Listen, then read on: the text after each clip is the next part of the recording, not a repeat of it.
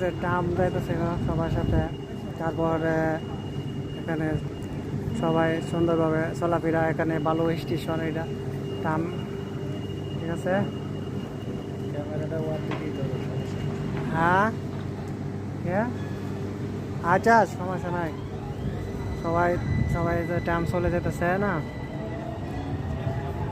হ্যাঁ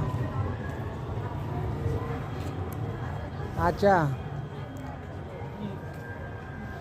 তো স্কুল থেকে আসলাম, আসা বসলাম তো এখানে, আবার পরে আবার বাসায় চলে যাবো এখন। বৈশা অনেক ভালো লাগে না, তার জন্য বৈশা রইলাম। তো এখানে ভরপুর মানুষ আছে, স্টেশন এটা ট্রাম স্টেশন।